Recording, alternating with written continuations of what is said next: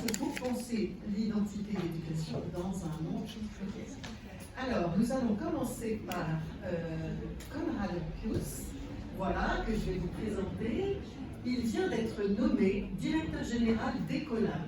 Alors, Ecolat, vous avez dû en entendre parler, c'est une école internationale privée située à Genève, en Suisse.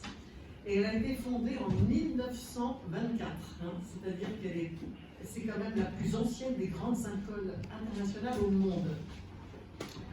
Et Konrad est actuellement le directeur du campus et de l'école secondaire de la Grande Boissière. Il y a plusieurs centaines. Et par le passé, il a occupé à l'Ecolat les postes de directeur de l'éducation, de coordinateur du programme du diplôme du baccalauréat international et de directeur par intérim des écoles primaires et moyennes du campus des Nations et de la Grande Boissière. Il a précédemment enseigné dans des écoles en Inde, aux Pays-Bas et en France. Il est agrégé supérieur de recherche au Bureau international d'éducation de l'UNESCO, assistant de recherche à l'Université de Genève, membre du Conseil de l'Université du Peuple et professeur de philosophie. Donc il est titulaire de 2 doctorats et a publié 4 livres et plusieurs articles universitaires sur l'éducation, qui sont magnifiques, on peut les trouver bien sûr partout, sur Internet, etc., très, très concrets. Et Konrad est sud-africain et britannique et parle couramment, bien sûr, l'anglais et le français. Là, il va se parler en français. Et donc, je vous laisse tout de suite la parole. Et je voulais juste dire, quand j'étais présidente du groupe sur l'éducation aux droits de l'homme des Nations Unies, nous sommes allés plusieurs fois à l'école Inde pour parler à des élèves, à des collégiens sur l'éducation aux droits de l'homme. On avait fait plusieurs ateliers. Donc, je m'étais dit, c'était la première école à laquelle nous sommes allés et qui nous a donné un très, très bon accueil. Donc, merci pour ça. Merci beaucoup. Merci pour cette invitation.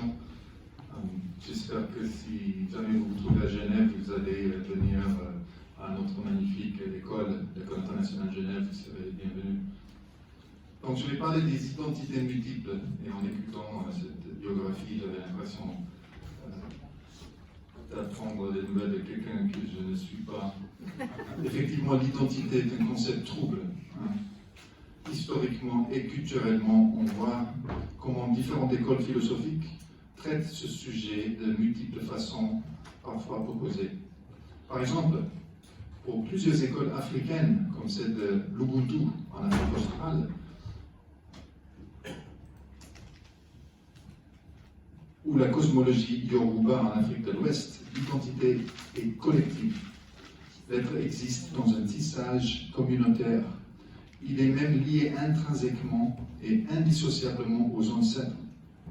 Dans la tradition confucienne, l'identité individuelle est ancrée dans une tradition, dans des valeurs sociétales qui vont, elles, frayer le chemin, le Dao, sur lequel la personne va voyager, en cherchant une harmonie constante entre les composants.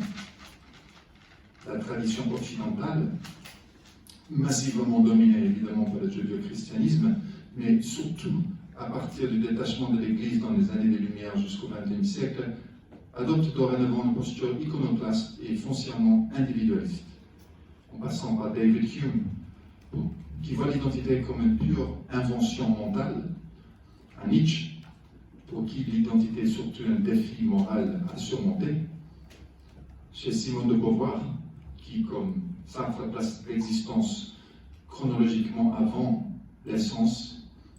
On voit une déconstruction de la notion même de l'identité, avec une certaine violence qui laisse dans son sillage un carcan vide et passif, qui est la simple existence.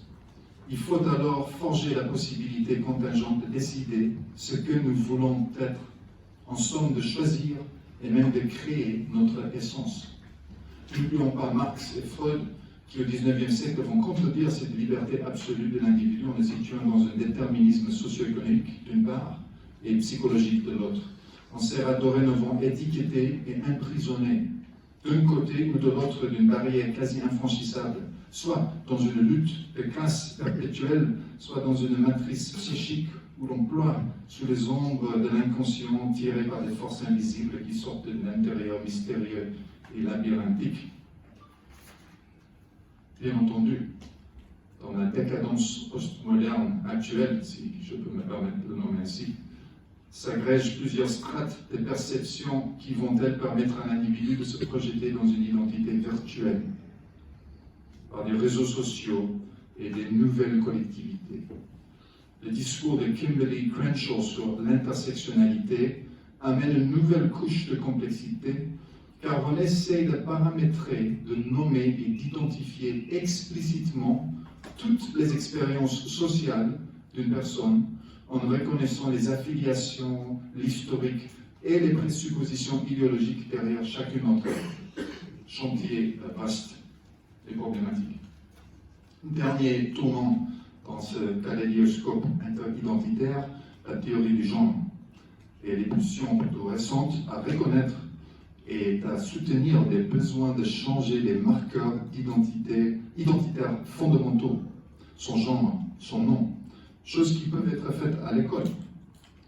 De telles possibilités n'existent d'ailleurs pas partout, car l'environnement social et légal rend certains et certaines plus libres de s'engager dans de telles prises de décision que d'autres. Il ne faut pas l'oublier, et ça a déjà été dit, l'identité est bornée par la politique, toujours. Alors, comment faire face à cela dans le monde de l'éducation? Quelle ontologie enseigner? Comment naviguer dans ces espaces, surtout dans les écoles internationales, où vont coexister plusieurs revendications distinctes, comme par exemple la tension qui existe entre certaines exigences religieuses strictes et la protection des transgenres, qui implique la capacité non seulement d'absorber la transition d'une jeune personne d'une identité à l'autre, mais dans beaucoup de pays, certainement en Suisse, par exemple, de respecter ce choix comme un droit. Comment réconcilier les tensions et contradictions entre ces positions dans une totalité, entité, qui reste cohérente et harmonieuse? Je pense que la réponse est bien plus simple que le territoire brisé sur lequel on marche, souvent à pas hésitant. Et c'est quelque chose qui marque fortement l'identité de l'école que j'ai le grand privilège de servir, qui est l'École internationale de Genève, première école internationale au monde, avec plus que 130 nationalités représentées parmi nos apprenants et apprenantes. Une école qui, dès 1924, n'avait ni uniforme, ni programme national, ni modèle de savoir-être homogénéisant. En m'inspirant de ce modèle, je dirais qu'il faut faire deux choses. Dans les salles de classe, dans les célébrations culturelles, dans le règlement et à travers toute la culture de l'établissement, pour les élèves, mais aussi pour les professeurs. Première chose, c'est de laisser les gens exprimer ce qu'ils veulent être, tout simplement. Je ne crois pas que les régimes scolaires qui cherchent à uniformiser, à neutraliser, à standardiser l'expression et les choix humains fonctionnent. La vision de l'école laïque de Jules Ferry aura de plus en plus de mal à survivre au XXIe siècle. Il faut encourager la créativité, la liberté. Ceci dégage non seulement un espace multiculturel, mais également interculturel, où les élèves et les enseignants et enseignantes vont apprendre à négocier leurs identités différentes ensemble, ce qui est une leçon de la vie. Ce qui est d'une importance fondamentale dans cette démarche, c'est qu'elle donne un goût de liberté aux jeunes, un message d'émancipation. Vous pouvez vous exprimer selon votre culture, selon vos convictions politiques et votre parcours. Nous ne vous jugerons point. Ceci crée une sécurité psychologique qui permet aux élèves et aux enseignantes et enseignants de prendre plus de risques intellectuels, d'explorer leur potentiel plus profondément, de mettre en avant leur créativité plus amplement. Il s'agit de l'épanouissement. Le seul et nécessaire garde-fou, c'est la loi d'autrui. Il faut respecter les autres. Le mot respect a été évoqué plus tôt. La liberté des uns s'arrête où commence celle des autres, pour citer la Déclaration des droits de l'homme et du citoyen de 1789. Donc ça, c'est la première chose. La seconde chose à faire, et celle-ci est un peu plus difficile à accomplir, mais elle était cruciale, à mon sens, c'est de résister à cette morbidité qui caractérise certains des débats identitaires dans les cercles intellectuels et éducatifs aujourd'hui, où l'on va enclaver, essentialiser les gens par leur race, leur orientation sexuelle, comme s'ils ne pouvaient qu'exister dans cette unidimensionnalité. Proposition qui tend le piège de la surgénéralisation et, quelque part, signifie la mort de l'individu et de l'intersubjectivité de ses expériences phénoménologiques, qui finalement donnent à l'identité tout son caractère, sa vitalité. Personne, depuis l'extérieur, ne pourrait vraiment comprendre ou prétendre pouvoir étiqueter une autre personne. C'est un acte qui élimine l'espace décisionnaire de l'autre.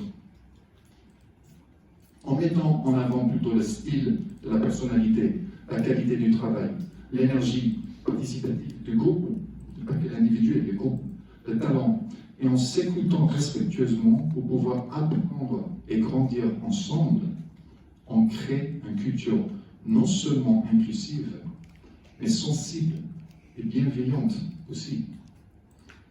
Les iniquités du passé, la souffrance des victimes et les injustices sociales d'aujourd'hui doivent être la bataille de toutes et de tous, en nous situant dans une vision de l'ici et maintenant, dans la temporalité que nous partageons aujourd'hui, le temps émotionnel, comme disait le professeur, ainsi que dans le lieu, notre planète Terre, si frêle et si menacée, qui a besoin que nous travaillions ensemble comme une seule humanité. Nous sommes effectivement différentes et différents. Et ça, c'est une chose à célébrer. Ça s'appelle la diversité. Il faut toutefois que chaque personne sente qu'elle compte réellement. Enfin, comme le précise l'article 4 de la charte de fondation de notre école, il faut prendre en considération, je cite, l'égale valeur de chaque être humain. Je vous laisse donc avec cette liberté de vous identifier, de respecter les autres, d'écouter et de demander à être écouté et entendu. En somme, de vivre.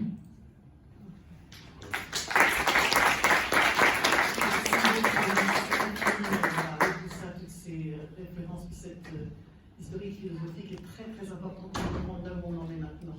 Et il est clair que moi, pour avoir été comme ça en visite dans cette école, on sent une grande bienveillance, que chacun a le droit d'exister pour ce qu'il est. Et c'est par là, comme ça, que seulement un enfant, bien sûr, peut se construire. Et merci infiniment, en tout cas, c'est une très belle tâche que vous avez là. Et on vous souhaite bon vent dans votre toute nouvelle fonction. Et maintenant, je passe à notre prochaine oratrice, qui est Aria Krauschenberg. Donc, Aria est d'origine autrichienne. Elle a travaillé pendant de nombreuses années en tant que présidente de l'EPA, c'est l'Association européenne des parents d'élèves. Elle est actuellement coordinatrice de projets, de différents projets. Elle est aussi vice-présidente de la plateforme d'apprentissage tout au long de la vie et membre du comité exécutif de l'UTEL. Alors, depuis avril 2022, elle préside le comité pour l'éducation à la démocratie de la conférence des organisations internationales non gouvernementales du Conseil de l'Europe. Voilà, il y a des comités qui durent un certain temps, et donc Aria dirige ce comité, l'éducation à la citoyenneté, l'état de droit. Et elle a une formation en multilinguisme, mais aussi une très longue expérience quand même en éducation à tous les âges de la vie. Voilà, Aria, vous avez la parole. Donc, tout d'abord, merci pour cette invitation et l'opportunité de participer à cette table ronde en portant en fait deux chapeaux. Donc, comme Claire l'a déjà mentionné, celui de l'Association européenne des parents et celui donc de la plateforme pour l'apprentissage tout au long de la vie. Quand en fait j'ai lu le titre de cette table ronde et je vois que chacun des intervenants aujourd'hui a été frappé par un mot ou une expression différente, je trouve ça super intéressante. Donc ce qui m'a frappé tout de suite est le fait qu'on y parle d'un mot pluriel, mais en même temps on parle de l'identité et de l'éducation au singulier. Et vous l'avez tout de suite évoqué, vous avez tout de suite dit les identités multiples. Et moi je pense effectivement qu'il faudra commencer à penser l'éducation et l'identité au pluriel aussi, donc les identités, les éducations, parce qu'il n'y en a pas qu'une par personne. Si nous prenons d'abord l'éducation, je pense que nous sommes tous d'accord qu'il y en a plusieurs formes. L'éducation formelle, donc conférée par l'école, les universités, donc les institutions, si vous voulez, éducatives. Là, il faudra aussi repenser pourquoi ils ont été créés, avec quel but, etc. Mais ça mènera un peu trop loin, je pense qu'on l'a évoqué un tout petit peu déjà. Mais je vais me concentrer plutôt sur l'éducation non formelle, tant qu'elle se déroule dans le secteur de l'éducation populaire, les clubs de sport par exemple, ou dans d'autres cours, soit cours de langue, de musique, informatique aussi aujourd'hui beaucoup. Et puis l'éducation informelle, tant qu'elle a lieu en famille, mais aussi entre amis, ou chez les scouts par exemple, ou dans d'autres associations. Alors, en tant que vice-présidente justement de la plateforme pour l'apprentissage tout au long de la vie, surtout ces derniers deux aspects me sont particulièrement chers, car ils sont souvent sous-évalués, mais à mon avis essentiels dans la formation d'un être humain. En tant que futur membre de la société actif, conscient et respectueux, surtout quand on tient compte du temps que les enfants passent donc dans l'éducation formelle, c'est souvent surestimé à mon avis, parce que si on prend le temps réel entre 0 et 18 ans, il s'agit en fait que de 20% quand vous comptez les heures qui passent dans ces institutions-là, ce qui veut dire en revanche qu'ils passent 80% de leur temps ailleurs. Donc dans tout autre contexte, vous direz que ce sont les 80% qui sont décisifs. Donc, il faut tenir compte de cela dans tout ce qu'on fait. Et c'est, à mon avis, pour cela que ça doit être de main en main. Parce que sinon, les enfants, dans le meilleur des cas, ils sont que confus. Et s'il y a vraiment tout autre programme à l'école qu'à la maison, ils risquent de tomber proie à cette polarisation dont nous avons déjà parlé aujourd'hui. Donc, plusieurs éducations, ou au moins plusieurs formes d'éducation. Pas seulement en tant qu'ancienne présidente de l'Association européenne des parents, mais aussi, surtout, je dirais, en tant que mère et grand-mère, je voudrais souligner l'importance fondamentale de la famille, qui est et qui restera toujours, et même si le monde là-dehors change énormément, c'est la famille qui sera toujours le premier lieu d'éducation. Peu importe s'il s'agit d'une famille monoparentale, un grand clan, une petite famille traditionnelle ou une famille recomposée. C'est cet environnement familial, et l'État a parlé de l'importance de l'environnement. Je pense que l'environnement familial, surtout au début d'une carrière humaine, donc en tant que petit enfant, c'est là où il y a la plus grande influence, le plus d'impact sur l'enfant et futur citoyen. Car c'est là où on transmet les valeurs, les attitudes, les façons de faire et aussi les façons de non faire. Vous vous rappelez tous, quand on vous a dit en tant que petit enfant, c'est pas comme ça qu'en fait, ou il ne faudra pas que tu fasses telle et telle chose. Donc, aussi de comportement et d'expression. Et ce sont ces éléments-là qui ensuite feront partie des identités de chacun, mais qui changeront au cours de la vie. Je pense que ça aussi a été très clair dans tous les discours. C'est pas quelque chose de fixe. Je reviendrai là-dessus. vu qu'on n'a pas tellement de temps, je ne vais pas vous donner tous les exemples que j'avais pensé de vous donner, mais je vais vous donner le dernier, parce que je pense qu'il est court, premièrement, et qu'il est vraiment pertinent. Donc, en ce qui concerne l'identité, vous connaissez peut-être cette petite histoire à un enfant par un adulte en disant est-ce qu'il y a beaucoup de migrants dans ton école? Et vous connaissez la réponse de l'enfant? Non. Dans mon école, il n'y a que des enfants. Donc, souvent, je vais revenir là-dessus, l'identité, les éléments que nous pensons qui construisent l'identité, vient de l'extérieur. Hein. Ils ne sont pas vus par la personne même. Donc, alors, nous avons, et je dirais en fait que nous jouissons tous et toutes de diverses identités. Parfois consciemment, parfois aussi inconsciemment, hein, comme le démontre en fait cet exemple. Identité, et ça, Ignacy l'a mentionné dans son introduction, a donc à voir avec l'identification, qui vient du mot idem. Et l'homme, oui, l'être humain, pour être plus précis, on a tendance à chercher le semblable, à nous sentir attirés à quelque chose qui nous ressemble. Parce que ça nous semble normal et ça nous semble bon. C'est comme ça que nous avons été éduqués. C'est ça ce que nous avons appris en famille. On a eu un discours d'une intervenante française une fois qui nous a dit en premier lieu c'est qu'en partant, en allant à Singapour, que je me suis rendu compte que tout ce que je considérais normal et bon, c'était juste français, et qu'il avait bien d'autres méthodes et de façons de faire.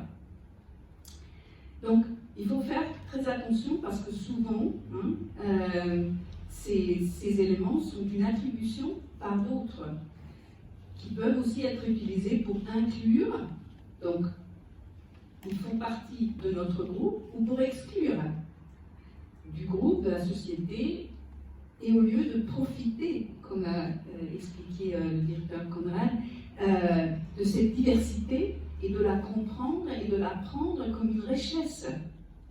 Ce qui est particulièrement important pour les enfants, mais aussi pour des adultes, soit immigrés, soit dans nos contrées pour d'autres raisons, surtout dans un contexte comme une école internationale.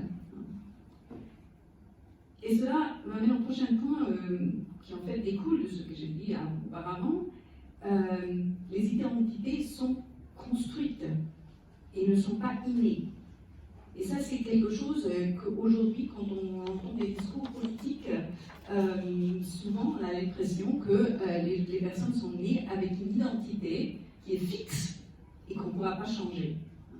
Et ça, c'est un discours qu'il faut contredire à tout coup, partout, toujours.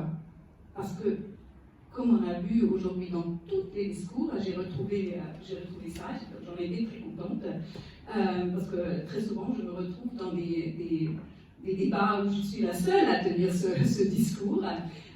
Donc je vais reprendre tous ces éléments, ça va alimenter mes futurs discours, parce que effectivement, ça se construit tout au long de la vie. Comme l'a mentionné Georges Haddad, ça s'arrêtera à ma mort.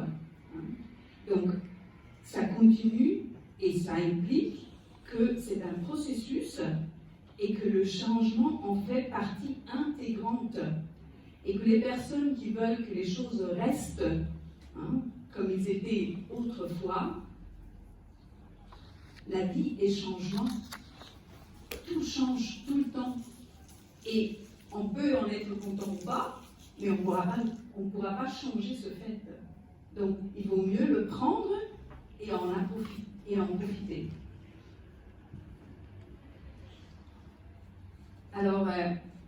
J'ai déjà parlé de l'éducation au sein de la famille, maintenant voyons un peu ce qui en est dans le système scolaire, ou plutôt dans les systèmes scolaires, car, vous le savez bien, ils sont aussi très divers d'un pays à l'autre.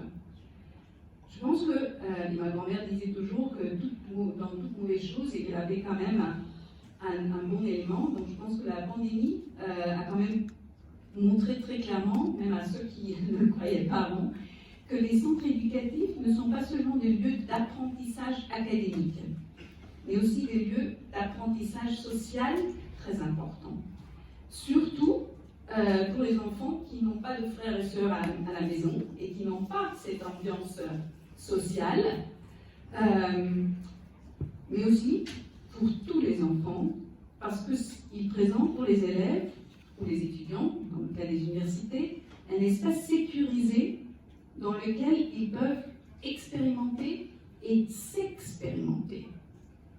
On a parlé de tester le rayon de liberté et de se rendre compte des rayons des autres, ce qui les amène à trouver des compromis là où ces rayons se superposent et négocier des démarches communes. C'est une des choses, et c'est une des tâches les plus importantes, je pense, de nos écoles.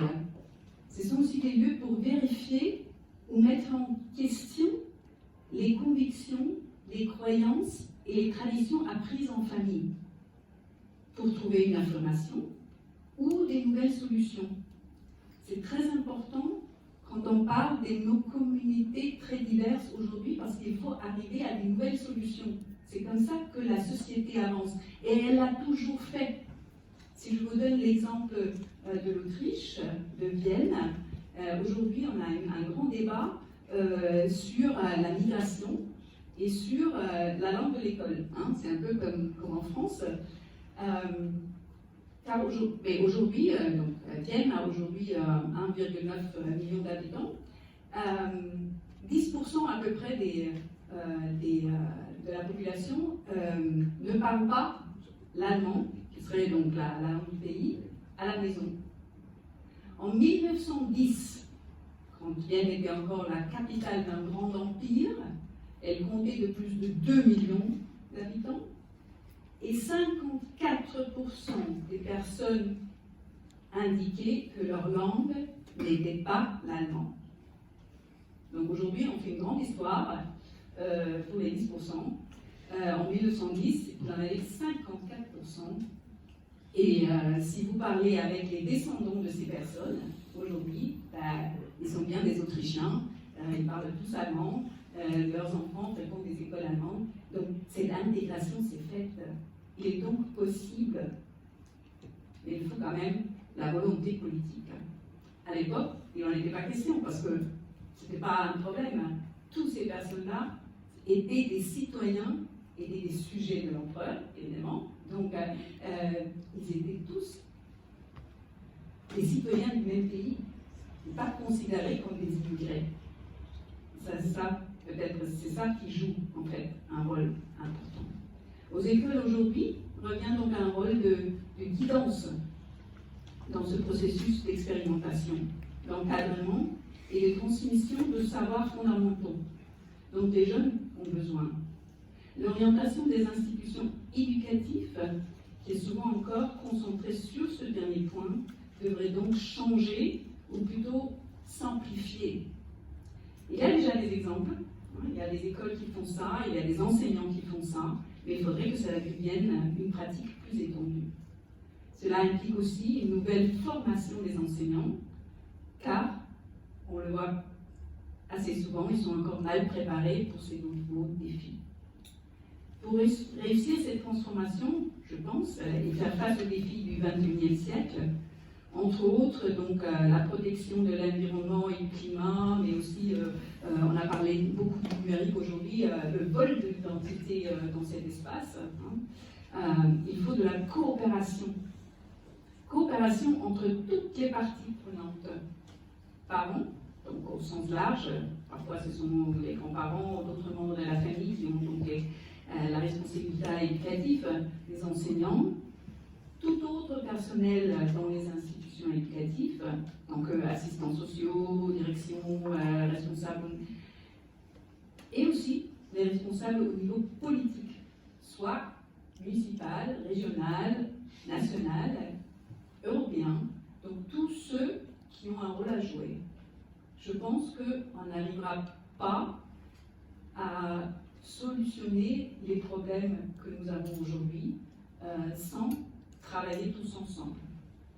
Et mon appel est toujours pour la coopération entre toutes ces personnes, surtout, parce qu'on parle beaucoup des institutions, mais à la fin, ceux qui coopèrent ou pas sont les gens, sont les personnes. Donc c'est à chacun et chacune de participer. Merci.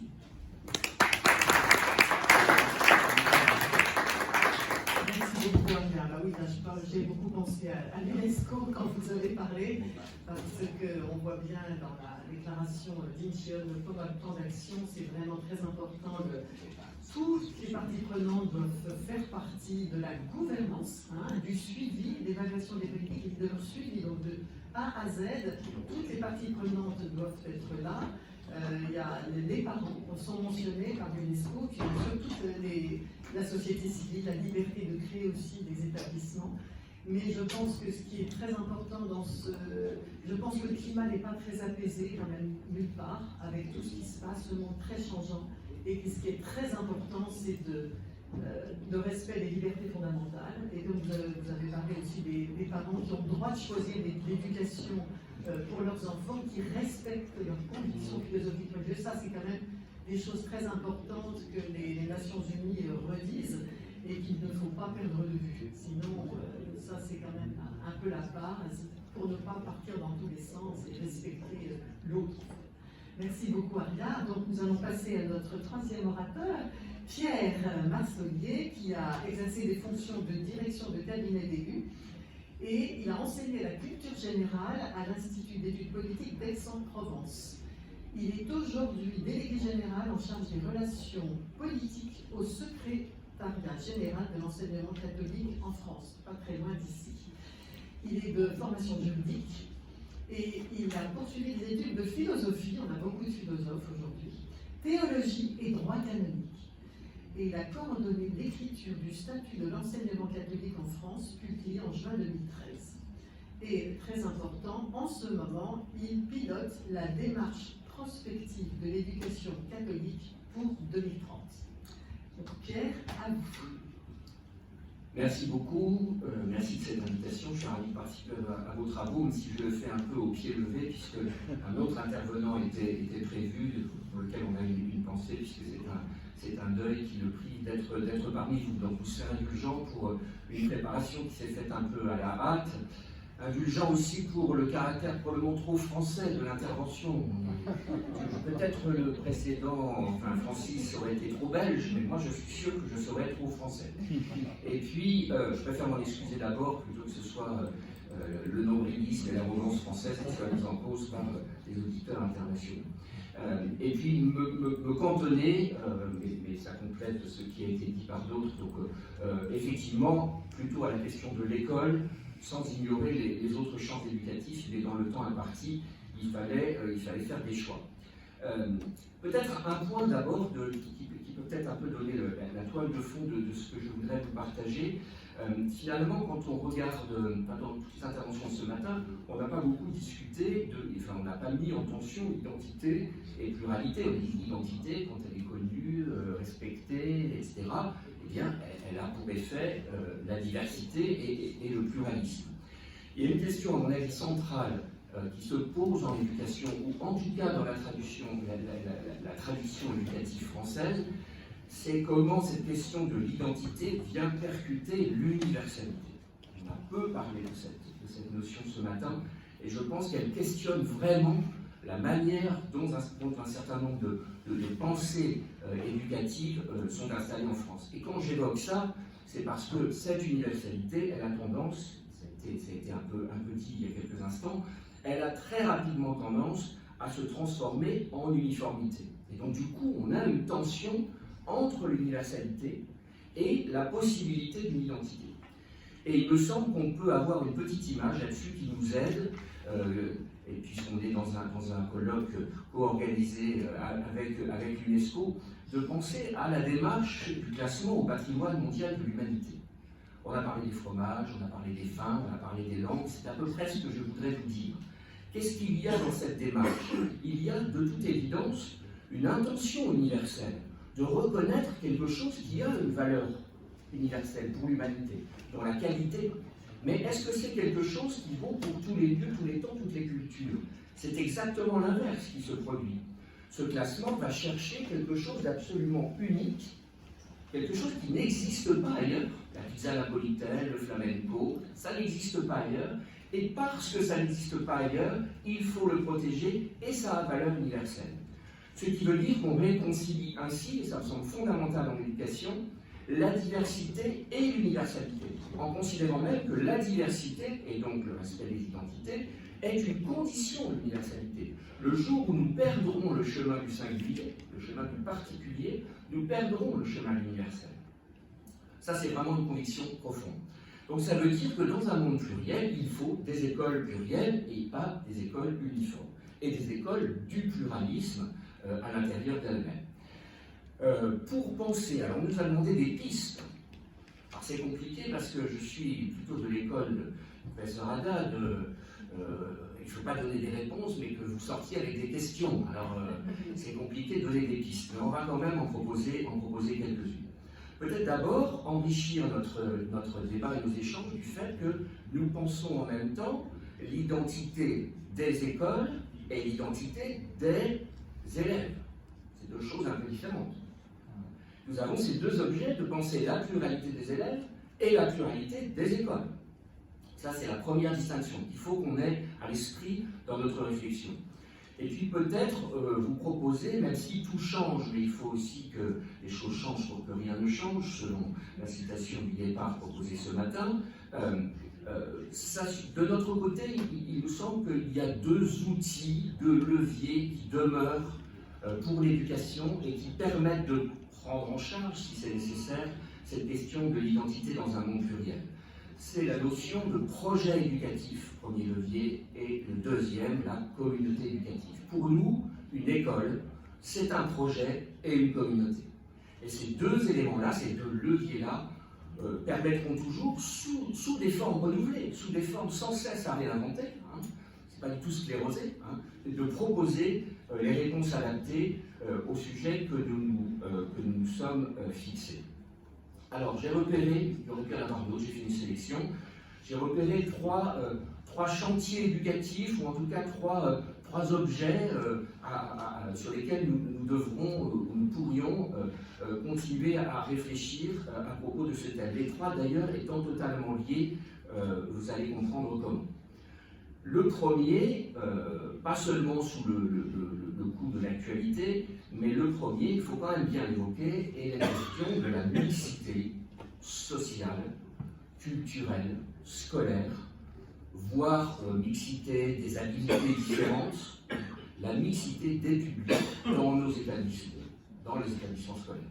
Yacine l'a évoqué dans sa question, il a raison quand il dit qu'il ne suffit pas de mettre des personnes différentes dans une pièce, dans une salle de classe, pour que tout soit formidable et qu'il y ait un respect des identités. C'est quelque chose qui ne se décrète pas, ça ne suffit pas en soi, ça demande un considérable travail éducatif et pédagogique. Néanmoins, préférer à cette mixité l'entre-soi social ou scolaire est absolument impossible, me semble-t-il, dans un monde pluriel.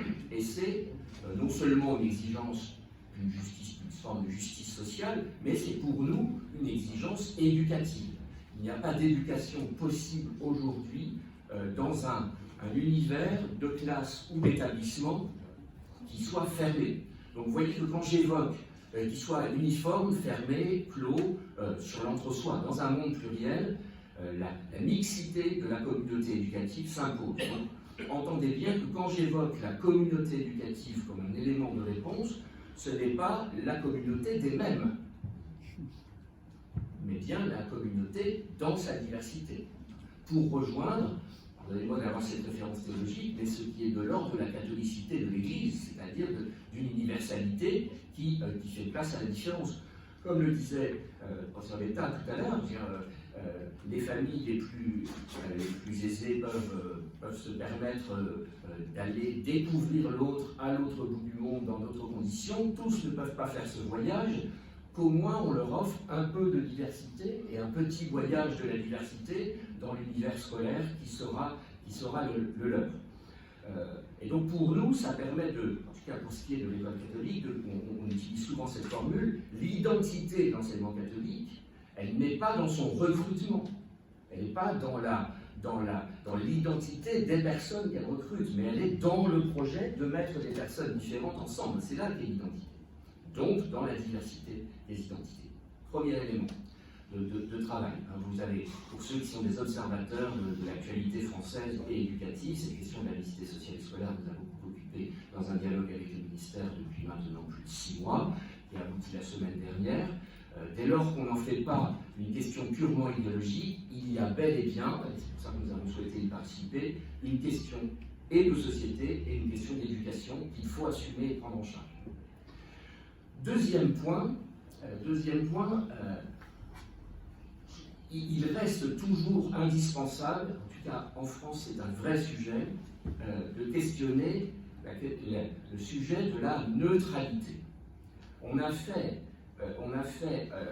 de la neutralité, en tout cas dans une part du corps enseignant français, une espèce d'exigence absolue qui est extrêmement dangereuse. Tout à l'heure, je crois que la citation était faite par le professeur Betta, l'éducateur est l'identité. Or, on réclame de l'éducateur qu'il soit neutre. Donc l'identité, ça va devenir la neutralité. Je vous parle de choses extrêmement concrètes. Je rencontre des enseignants, en faisant des présentations un peu de même nature, qui témoignent très spontanément que, par exemple, en lettres, s'ils sont... moi je suis, disent-ils, moi je suis un grand admirateur de Maupassant, c'est lui, c'était vraiment mon auteur préféré, donc je ne l'enseigne pas. Parce que je m'interdis de partager quelque chose, je reste neutre, donc je l'enseigne. Et un autre histoire de reprendre le propos et de dire oui, moi je n'enseigne pas Napoléon parce que je suis un admirateur de Napoléon. Absurdité totale. Absurdité totale. Si nous mobilisons les uns et les autres dans notre souvenir, celui ou celle des enseignants qui nous a le plus marqué, voilà. Vous pensez à quelqu'un, tous dans votre tête, est-ce que le qualificatif qui lui va le mieux, c'est « il était neutre » Bien évidemment, ceux qui nous ont marqués, ils étaient au contraire, il y avait quelque chose d'une personnalité, et surtout d'une identité, qui nous a marqués, et qui n'a pas été violation de notre propre identité ou de notre conscience. Au contraire, si l'autre se permet d'être quelqu'un, c'est donc qu'il acceptera que moi-même je sois quelqu'un. Il y a là un jeu éducatif qui est fondamental, et qui replace, évidemment, et la personne, et donc le personnalisme, et donc la relation au cœur de l'acte éducatif. Si on commence à neutraliser les choses, on perd la personne, on perd la relation, on perd l'éducation. Donc là, on a... Mais c'est très compliqué, parce que le statut, soit d'agent public, soit d'agent contractuel de droit public, soit de fonctionnaire des enseignants dans un certain dans le système français, mais dans d'autres systèmes également, peut conduire à ce que s'appliquent à eux des règles de neutralité du service public qui rendent cette équation complexe. Donc il faut qu'on prenne ça en charge. On peut aller chercher un allié, avec Jaurès. Il faut avoir des références un peu différentes pour pouvoir parler à tout le monde. Jaurès disait dans une lettre à des enseignants, dans une revue en fait d'enseignement, il n'y a que le néant qui soit neutre. Rien n'est plus facile que cette sorte de neutralité morte. Le difficile, au contraire, pour le maître, l'enseignant, c'est de sortir de cette neutralité inerte, sans manquer à la justice. Les questions d'éthique, évidemment, il ne s'agit pas de faire du prosélytisme, il y a des questions d'éthique professionnelle, mais elles n'empêchent pas autre chose que la neutralité. Ce qui nous amène à un troisième thème, c'est ma troisième piste de travail. Alors, après l'intervention de de Beethoven, j'ai un peu peine à parler de connaissance et d'ignorance parce que son propos stimulant, transgressif comme il le faut, mais néanmoins, ne pas déserter sur ces questions le champ même de la connaissance. Mais je vais le prendre sous un autre angle, qui n'est pas très loin de celui de la neutralité. C'est-à-dire qu'on probablement sur un certain nombre de questions d'identité, culturelles, religieuses, spirituelles, etc., on a tendance un peu là aussi à se censurer ou à s'interdire des choses, et il est de plus en plus difficile d'en parler et d'avoir une connaissance là-dessus, de partager une connaissance. Dans la pratique pédagogique française, très souvent, enfin beaucoup d'enseignants pratiquent ça le lundi matin, il y a ce qu'on appelle le quoi de neuf. Le quoi de neuf, c'est en fait qu'est-ce que tu as fait pendant le week-end. C'est plus joli de dire quoi de neuf. Bon, alors très bien, on est dans une classe, l'enseignant est là, on est lundi matin, et un élève dit j'étais à la bar mitzvah de mon cousin, on a fêté l'Aïd, que sais-je encore. Bon. Alors, parfois ça peut commencer comme ça, pop, pop, pop, pop, on n'a pas le droit de parler de ça. Comment dire? Pas très bien. Quand même, avec des enseignants un peu éclairés, on peut aller plus loin. Donc le jeune dit, ben, c'est quoi une bar mitzvah, etc. Bon, on va chercher ensemble, c'est déjà mieux. Et puis forcément, surtout à cet âge-là, la question survit. Et toi, maîtresse ou maître, et toi, est-ce que tu as fait la crèche? Je n'ai pas le droit de te le dire. Voilà ce qui se passe. Ou alors, cette connaissance, je n'ai pas le droit de l'enseigner. Vous savez que ça se pose depuis longtemps, on n'a pas beaucoup progressé depuis que ces questions ont été mises sur la place publique, j'y reviendrai dans un instant. En fait, il me semble qu'il y a une difficulté qui se niche dans cette belle phrase de notre premier article de notre Constitution, qui dit « La République assure l'égalité devant la loi de tous les citoyens », très bien, très bien, sans distinction d'origine, de race ou de religion. Parfait. Pour un juriste, pour un constitutionnaliste, le devant la loi est essentiel. Et là, ça marche, sans distinction, devant la loi. Mais est-ce que ça veut dire que nous sommes dans une société ou dans une école où on ne va plus pouvoir poser cette distinction? Et ça ne marche pas. Parce qu'il y a non seulement un sujet de connaissance, mais il y a un sujet de reconnaissance. C'est-à-dire, est-ce que je suis capable de connaître, mais surtout de reconnaître l'autre pour ce qu'il est? Et c'est ça fera écho ça apportera de l'eau à la réflexion sur l'ignorance. Dans les formulations en France, on dit bien sûr j'ignore telle et telle chose, je ne le sais pas, je ne le connais pas, mais on dit aussi j'ai croisé Mme Michu ce matin dans la rue et elle m'a ignoré. Ce qui veut dire qu'elle ne m'a pas reconnu. Et donc cette question de connaître et reconnaître, elle est absolument essentielle. Il y a 20 ans, dans une réflexion conduite par Bernard Stasi sur l'application du principe de laïcité dans la République, il y avait cette phrase, c'est un rapport donc, tout à fait public, confié par le président de la République de l'époque. Si elle se limite à une conception étroite de la neutralité par rapport à la culture, religieuse ou spirituelle, mais on peut aller au-delà, l'école contribue à la méconnaissance des élèves en ce domaine et les laisse désarmés, sans outils intellectuels, face aux pressions et aux instrumentalisations des activistes politico-religieux qui prospèrent sur le terreau de cette ignorance. Remédier à ces carences est une urgence sociale, il y a 20 ans. On n'a pas beaucoup progressé. On a peut-être même reculé dans certains endroits. Et donc il faut, comment l'école pourrait-elle se trouver du côté de l'ignorance, si ce n'est au sens de la sagesse du professeur Beethoven? Mais c'est un peu différent. Et donc, dernier point, ce chemin de la connaissance et de la reconnaissance, il nous amène à des possibilités de dialogue et de coopération, qui sont aujourd'hui absolument centrales. Et si on n'a pas de connaissance, si on n'est pas capable et de dire qui l'on est soi-même, et d'entendre qui est l'autre, et de comprendre qui est l'autre, alors il n'y a pas de possibilité de dialogue et il n'y a pas de possibilité de coopération. Et donc on se retrouverait, c'était un petit peu l'avertissement de la présidente de l'université qui nous a payé ce matin, en disant C'est bien ce que vous avez dit sur l'identité et sur le pluralisme. On a toujours caché le parallélisme, voire le choc des cultures. Donc cette diversité culturelle, elle n'a d'intérêt que, enfin, pas que, mais elle a aussi cet intérêt de conduire évidemment au dialogue et à la coopération, qui est le thème absolument central. J'ai peut-être déjà été trop long, je vous livre quelques dernières réflexions. Ça, c'était un peu les trois chantiers que moi j'identifie. À nouveau, je vous disais, il y en a probablement d'autres.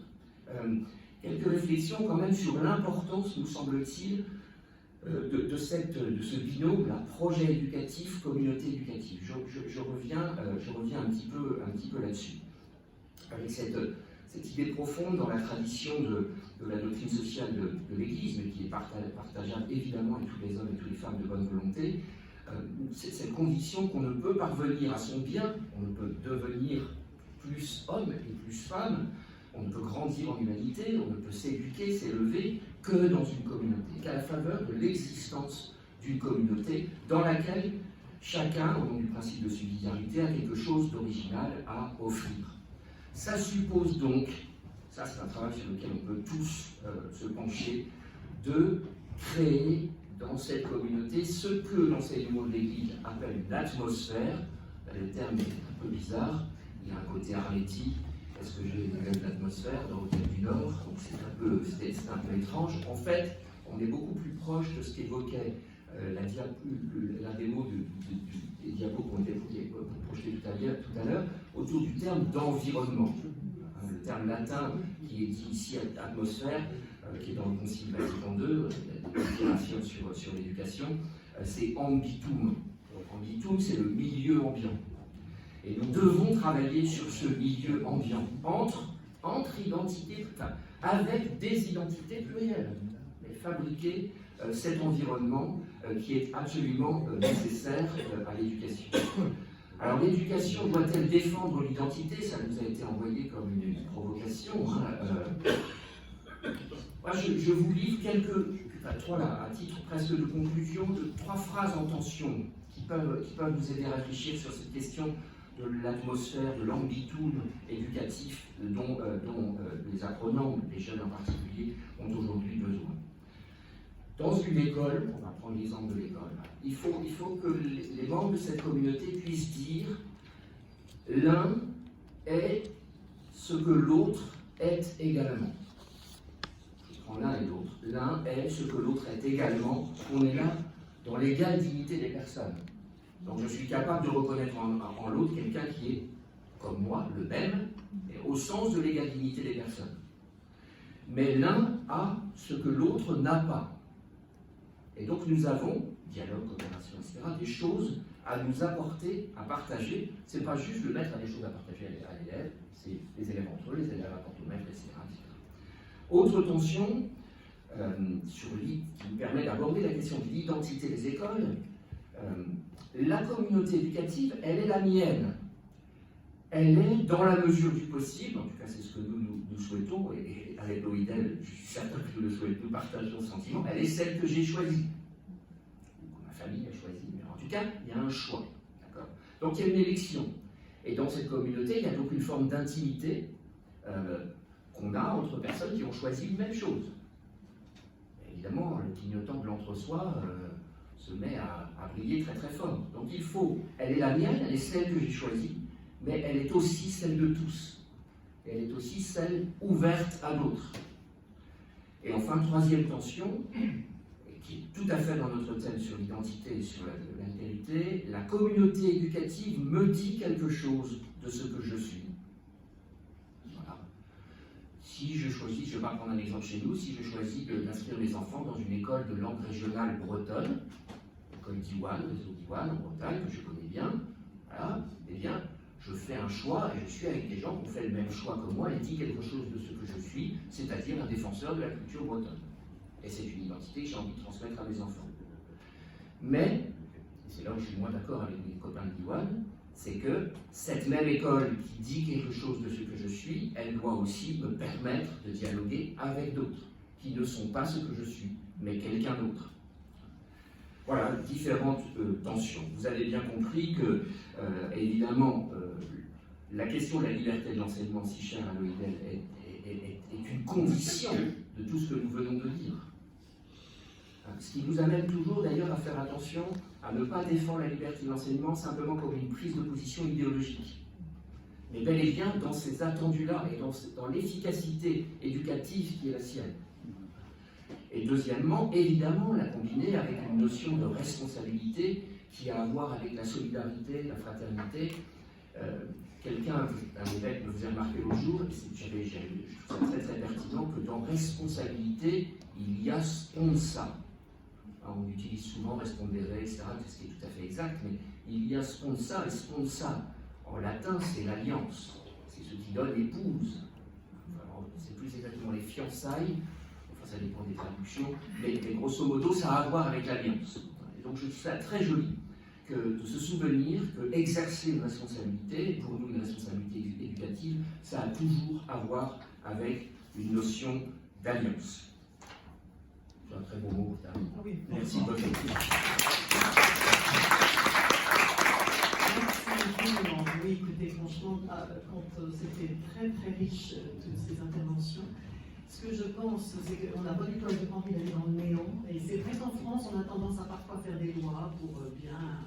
En fait, ça confuse tout le monde et ça, on n'a pas du tout envie d'aller dans le néant. On est beaucoup plus dans le dialogue, évidemment. Et puis, je voulais signaler que en France, en philosophie, on a supprimé des cours de philosophie pour les élèves de terminale, deux choses, l'anthropologie et la logique. Et c'est bien dommage parce que l'anthropologie, voilà, c'est qu'est-ce que l'homme? C'est cette question que nous devons nous poser et permettre à chacun de devenir ce qu'il est, hein, de devenir. C'est ça la grosse question, et chaque école, quelle qu'elle soit, dans notre monde pluriel, doit pouvoir permettre à chaque enfant, voilà, de découvrir et d'aller vers ce qu'il est. Merci à tous. Malheureusement, alors là, on a tout un champ possible. Il faudra un deuxième colloque pour répondre à toutes les questions. On pourra recommencer, évidemment. Et puis, mais je pense qu'il est temps de laisser la salle, n'est-ce pas, Ignacy? Et je dis un mot de clôture. Bien sûr. Et je te laisse dire un mot de clôture.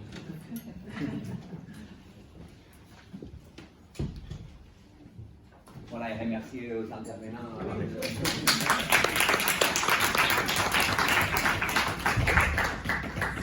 Pour rester, sinon c'est 2 minutes. On reste tous.